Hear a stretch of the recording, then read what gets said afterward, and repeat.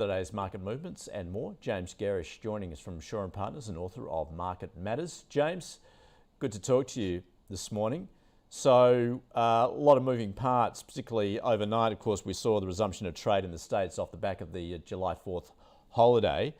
Bit of mixed news just as far as the economy is concerned, particularly some doubts about jobs growth there. How's that impacted equity markets? Yeah, morning to you, Andrew. You made mention of SPI being down 11 points this morning. I think that's a pretty optimistic take from the futures market on what the Australian market will do today. We had BHP down 60 cents over in the US market. We also had most weakness was in the sort of value areas of the market. The banks were particularly weak over in the US market. So I think that's probably going to be an optimistic open locally on the futures market here. So yeah, you're right. It was a pretty interesting session last night, particularly around what the US dollar did. The US dollar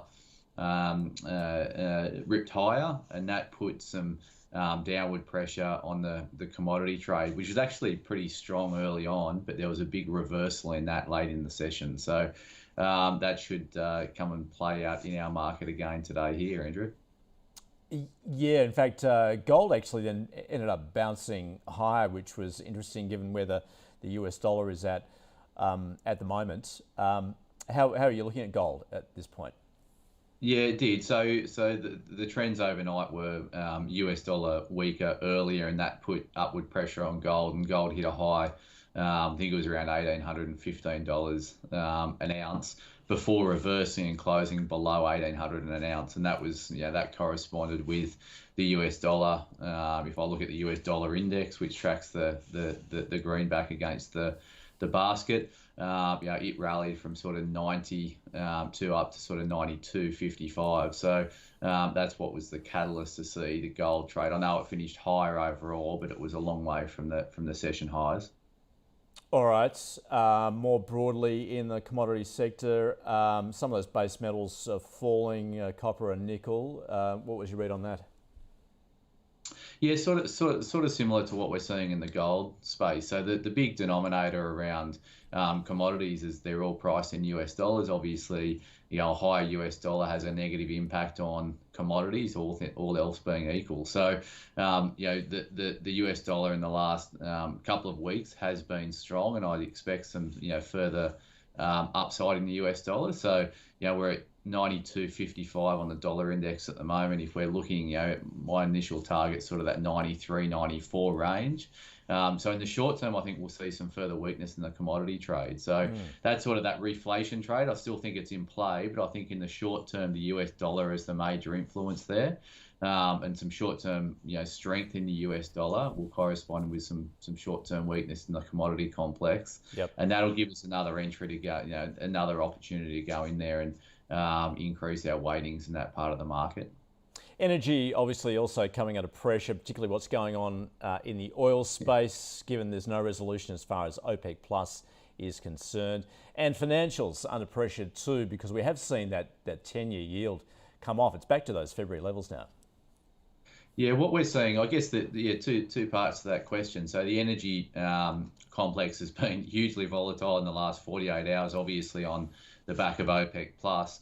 But what we're seeing more broadly in that space is a huge disconnect between what the price of oil is doing and the performance of energy producers are doing. So, crude has been strong. There's not a lot of belief in, from an investment standpoint, to go out there and buy the energy producers, whether that's ESG related, etc., or there's concern that the oil prices, is spiked in a short-term context and it's going to revert back to more, palatable levels in the not too distant future. I'm not sure, but I think that disconnect only lasts for so long. So we've seen it in, the likes of coal, and coal stocks have been a big example of that. In terms of the financials, I think it's your point is 100% right in terms of longer dated bond yields coming lower, but I think it's also around the flattening of the yield curve. So by that I mean the rise in shorter dated bond yields and the decline in longer dated bond yields. So that flattens the yield curve. And that's a negative for banks. Banks borrow short. The simplest way to think about it is a bank borrows short and lends long. If short-term interest rates are going up faster than longer term interest rates, and that's what's playing out at the moment, then that's a negative for banks. So to me, that probably, it removes the macro tailwind that banks have been enjoying over the last 12 months or so, where we've had this steepening yield curve where obviously shorter dated bond yields have been pretty subdued relative to a rise in longer dated bond yields. Okay, James, there are the negatives. Give us some positives. What are you liking at the moment? Where are you seeing some buying opportunity? Yeah, it's not all negative. Obviously, the market's had a phenomenal run, and I'm certainly not turning negative on this market. But I think they're the dynamics that you need to be conscious of when you're allocating towards, when you're putting money towards sectors in markets and then drilling down into what stocks to own. So we touched on the energy sector before, and I think that's a really interesting part of the market at the moment. I think there's a strong trade there with the disconnect between what oil prices are doing and what energy stocks are actually doing. So we don't have a lot of energy exposure in our portfolios. We hold a large position in BHP at the moment, but don't have any energy exposure elsewhere. So I'm looking to add that energy exposure across portfolios. Santos is probably the number one pick in that space. And I think it's not just around this short-term disconnect. The longer term story is this lack of money going into the ground, if you like, in terms of new production coming on stream. There's not a lot of incentive out there to go in and invest in this area of the market. So you're going to have a situation moving forward where lower production, lower supply meets higher demand, and that should be supportive of prices. So the energy space is probably an interesting one we're looking at. An alternative to that, I think, what's happening with Sydney airports this week probably puts some of the other companies out there that have got really strong asset bases but are trading at depressed levels in the focus. So, Qantas springs to mind as an area or a stock that looks interesting there as well. Good one, James. Thanks for joining us from Shaw and Partners. Have a good one, Andrew.